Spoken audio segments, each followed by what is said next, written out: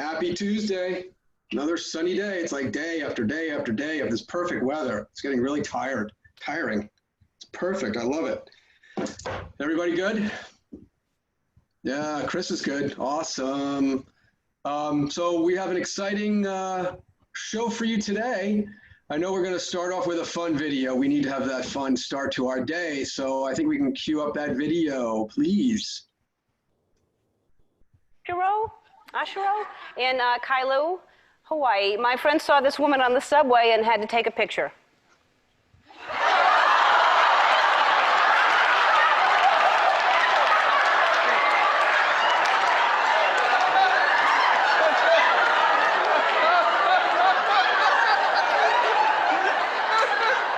You know how your mom used to say, "Don't touch that, you don't know where it's been"?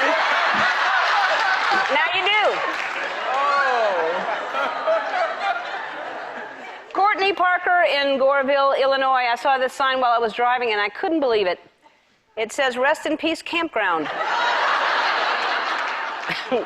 Don't worry, Timmy, Grandpa's just camping.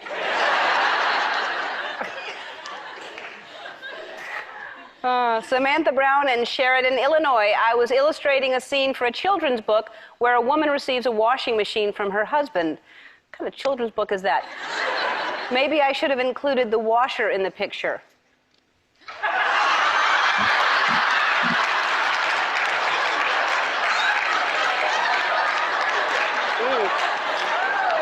Well, it looks like he's showing her the extended warranty.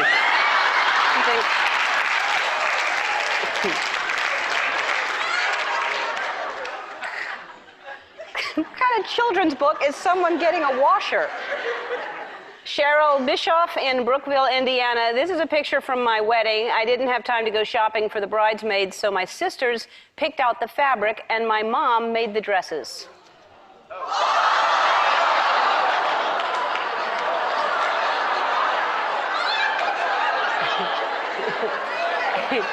And by picked out the fabric, I think she means stole the bedspread from the Holiday Inn. You know, it is important to make the bride the prettiest, the person at the wedding, and they did. They really did. If you have any photos that aren't quite right, please. Okay then, thank you, Ellen, for that. Ellen, she's so clever, just so clever. Carlos, you there, bud? I am here. Hello, everyone. So we have an exciting show today. We have a special guest from the Stanford Market Center, Noelle Corelli. Noelle, are you here with us? Want to unmute yourself, Noelle? I am. Hi. Hey, Noelle. So let's kick off. Noelle, just tell us who you are, a little bit about, what brought you to real estate and, a little bit of your background. Okay, so I was a real estate paralegal for 15 years. And I would work for real estate lawyers, and 2 lawyers told me you should be a realtor. So finally, by the second attorney that told me that, I was like, maybe I should do that. And so I became a realtor, and I still worked full-time jobs, still currently working a full-time job, as well as doing real estate. I've been a realtor for 11 years now, 9 of them with KW.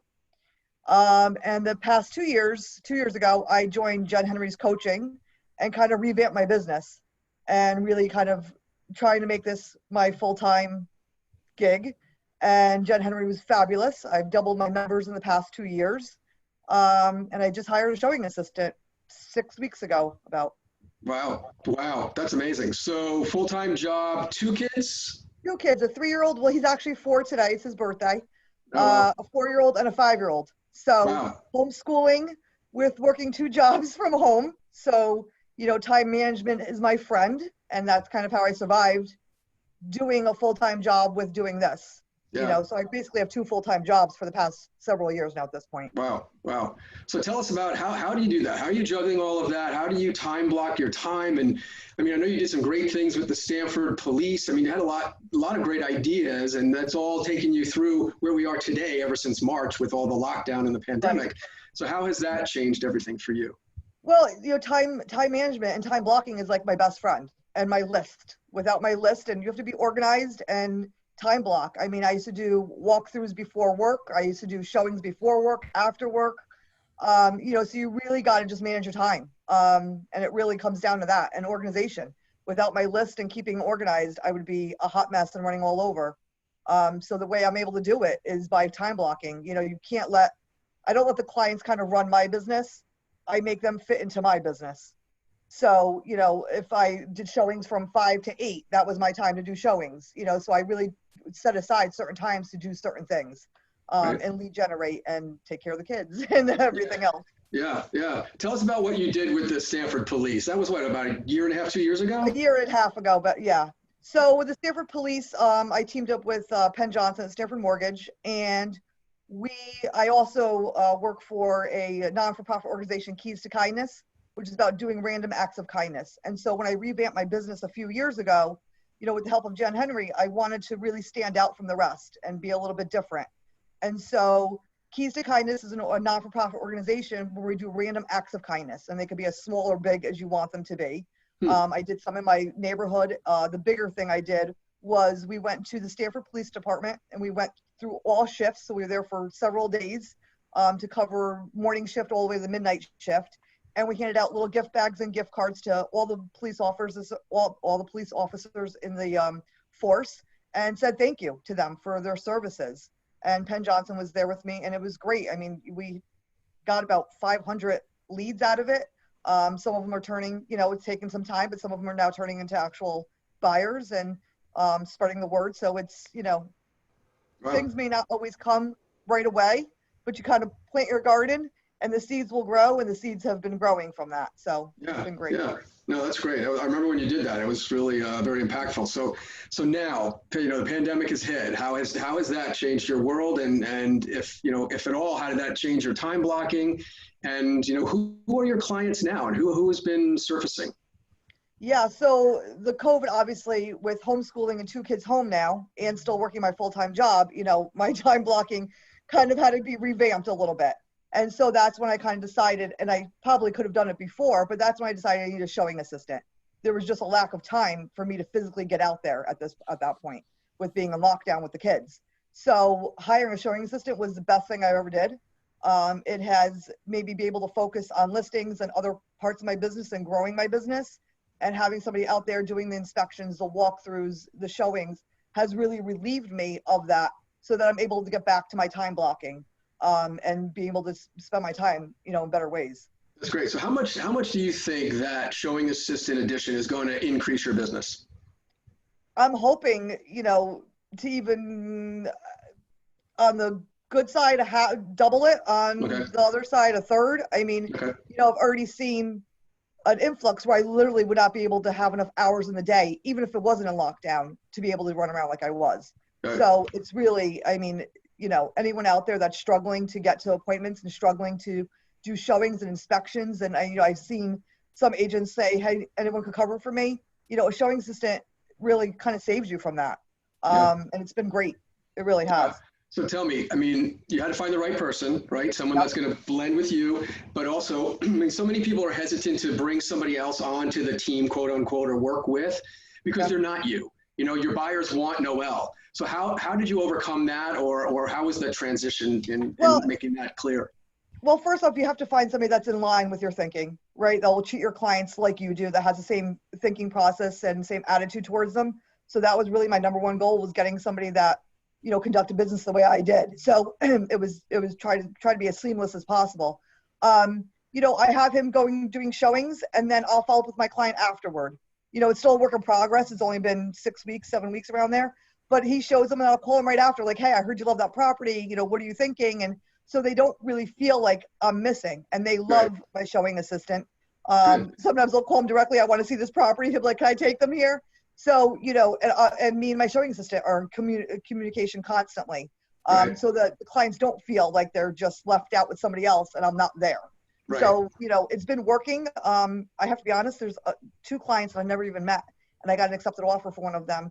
And we're doing inspections today, and I still have never met the client. Wow, that's amazing. So go back to, when you're handing off your showing assistant to your client. What is that conversation that first time with your client?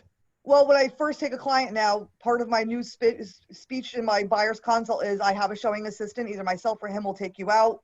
He's great. You know, he's on board with what's going on. He understands your criteria. And, you know, please, you know, reach out to him, or I'm available for anything you need. I'm still here. So they don't Great. feel like I've just left them in the dark because of the follow-up and the calls I'm making. It makes them feel like I'm still around. I'm not just Sure. a ghost, and shows up for the closing day. Right. So, you know, I've now made that part of my buyer's consult. So to prepare them that it may not always be me. Right, of course, perfect. I mean, that's great leverage, guys. I mean, that's perfect leverage. What Noelle has done is, you know, she's on to maybe building her own team someday. This is the first step. That's really easy leverage. And, you know, Noelle and I talked about her wanting to do this, and she worked with Jen too. It was really the perfect addition to her team to give her that leverage to take her business to the next level. Noelle, well, first of all, Carlos, anything you wanted to ask Noelle? No, it's just very, very impressive. How did you go about, I think you already answered most of them, but do you have like a specific list of questions that, or like a vetting process that you do? I did. I mean, I wanted somebody that was green, but not too green, that knew a little bit about the business, but somebody that I can mold to how I conduct business. So it was really a personality. It was availability. I mean, that was obviously key. You know, I had somebody else look into it that worked full time, and unfortunately that didn't work for me because that was me, and I need somebody else that was able to run out.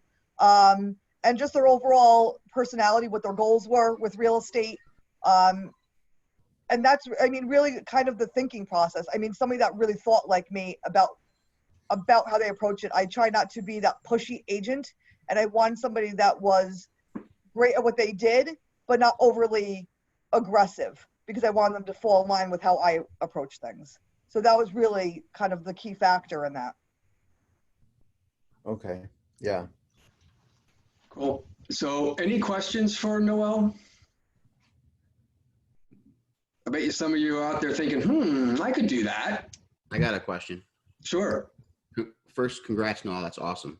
Thank you. So with a showing assistant, when they take your client out to the property and come back and say, I want to make an offer, Yep. have you been to that property ever before? And if not, how are you like taking into account like possible things that could impact what you're going to offer? Well, again, it really does. No, I don't sometimes. So with, you know, 2 clients currently, one of them, like I said, I've never met. We got an accepted offer doing inspections today. So I really use my showing assistant as my eyes, right? And I kind of, you know, I always have kind of a conversation with them. This is what they're looking for, you know, look out for this, and kind of really give them a criteria of what the client's looking for. So they're not talking to the client about different aspects, or saying, look, this is their checklist. If you're going to a property and they have these items, those must-haves that they must have, and they're not moving on it, you got to kind of have to talk to them there about what is it that's not, this property is not doing for you. So yes, I've gotten offers on properties that I have not physically seen. Again, I lean on my showing assistant.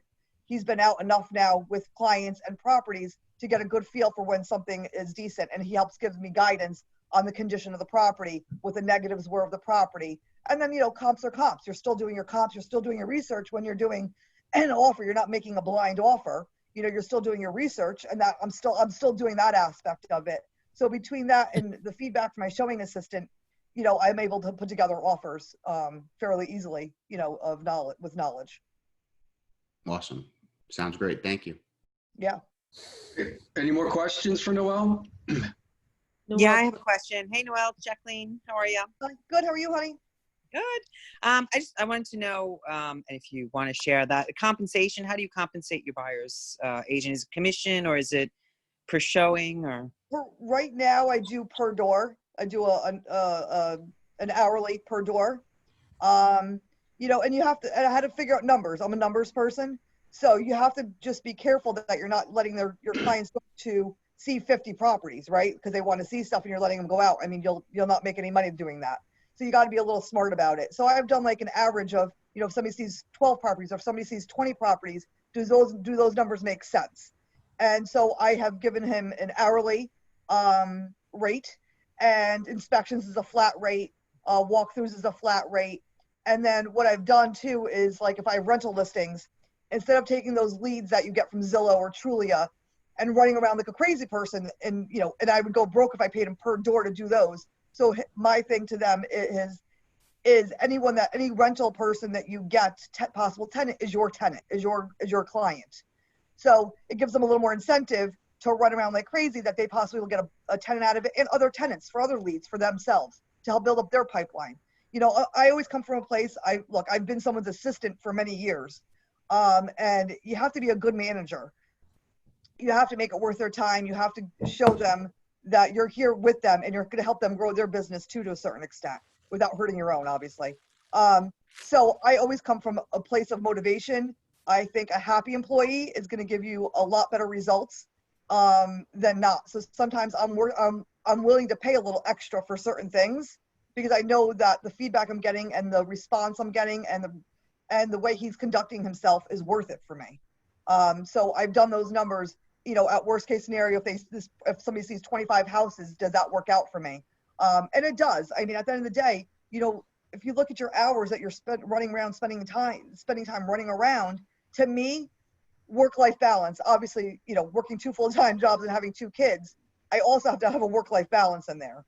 Not that I don't work, you know, 14-hour days, I do, but you still have to have that. So to me, to pay somebody an hour to do 3 houses and me be able to sit with my kids for an hour, it's worth it to me, and still grow my business and still leverage out my business where I can still help now spend that time doing other things too. So you really got to take that into consideration of doing it, but that's how I pay them right now. It's great. Anybody else? And if you have some more specific questions, Noelle, if you just put your email in the chat room, people will reach out to you, more specific stuff. But I think it's obvious that Noelle made the right decision for her business. She's getting the leverage she needs, and she is a rock star, and she's going to take off. I mean, her business is going to keep growing. So I'm sure she'll share more with you if you'd like to know. Yeah, thank you, my dear. One thing to everyone out there, if you're doing it part-time, you can do it. It's doable. If you're working a full-time job, if you have kids, it is doable. Everything is doable. You just got to put the time and the energy into it, and it will work. Totally. Absolutely. Thank you, Noelle. Really appreciate your time. Thanks. All right, guys. I guess Adonis, are we ready for Mr. Marty? Oh, one more thing, guys. No 4:30 today. No 4:30 today. We're back on track tomorrow. All right. Sounds good. Thanks, Noelle. You've always been a rock star. I always wondered how you did 2 things at once. I'm like, geez. I would use you as an example whenever somebody was working at a full-time job somewhere else and say, oh, that's impossible. I'm like, well, I've got evidence that it is possible. You just have to do the right things with the free time you do have. So thank you for being one of those examples. Thank you. So Marty's got a really short video for us today. It's about creating custom opportunity smart views. So take a look at this. It's only under 4 minutes.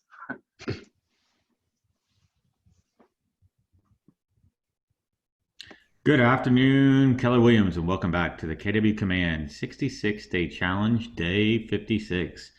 First, I need to apologize about the delay in getting these videos uploaded. There has been a couple wrinkles that have happened lately, and just wanting to get those ironed out before we get these videos back running again. So it looks like that's on track, and we're going to keep moving forward with the videos. So today in 56, we're going to talk about opportunities and a new way to create smart views within all opportunities. So previously, when we were in contacts, you saw the ability to create smart views by selecting certain filter items and then coming into Smart View and creating a Smart View based upon those filters.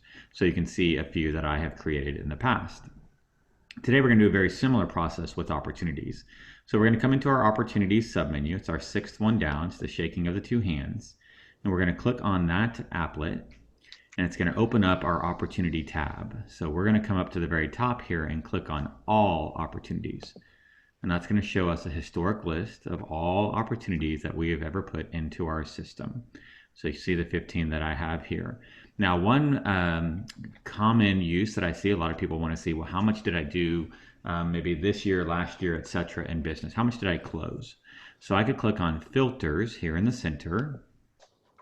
I would come over and say, hey, I want to just see my closed transactions, and I'm going to come down to close date and click on last year. So I'm going to scroll down to last year, and then I'm going to click on apply. And instead of now seeing 15 transactions, I only see 9, and it's all of the closed transactions that I had that I put into Command in 2019. So if I wanted to see this view regularly, I could name it as a Smart View, and I could come up here and click on this down arrow next to all opportunities. I would click on Create Smart View, and then I could name it, and it might be, say, Closed Transactions 2019. And I would click on Save Smart View. That is now a smart view that I can then access later, should I choose to. When I come into all opportunities again, it's going to default to everybody, right? So let's click off. There we go. Now we're going to get back into it. So all opportunities, and it'll default to all 15 again. However, I easily want to see without having to filter a second time, I can now just come down and click on Close Transactions, and there's everything I've closed in 2019. Now, if I want to clear that smart view, clear all my filters, I would click the X next to filters. And now let's say I just want to see what's active right now. So I could come in here and just click on, all right, I want to see everything that's either active, under contract, or currently pending. I would then click on apply. It's going to show me what I've got working in my pipeline right now. So you can see buyers and listings that are actively working. Again, I could come in and say, yep, I want to save that one as a smart view. So click on Create Smart View, and it might just say active and pending ops. And I would save that one. Now in the future, I can easily click on this drop down. I can see my closed transactions from 2019. I can see my active and pending opportunities from 2020 right now, and I could just go back and see all opportunities as well. So that's it for today's challenge, a really quick and easy way to be able to sort or filter your opportunities one time, and then create a custom smart view so that you can access it once again in the future. As always, guys, it's a pleasure speaking with you, and look forward to speaking with you tomorrow. Hope you all have a fantastic night. Thanks so much. Pretty useful stuff, right? I mean, that's good. Tomorrow, we're going to be assigning and chatting with members of a team for opportunities. So that's another useful feature we'll be able to delve into. Another quick video, but we'll see it tomorrow. Hope everybody has a good day today. That's all I got.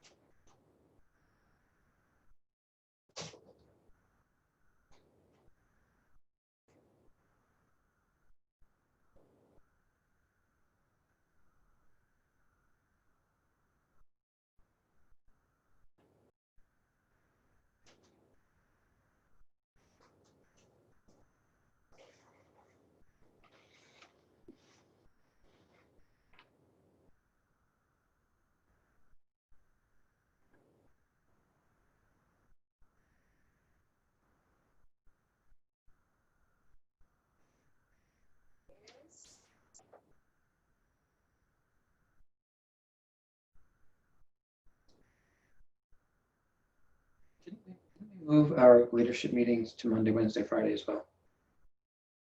Oh. Yeah, I thought so. I thought we were shrinking that as well. Yes. That would be awesome for me.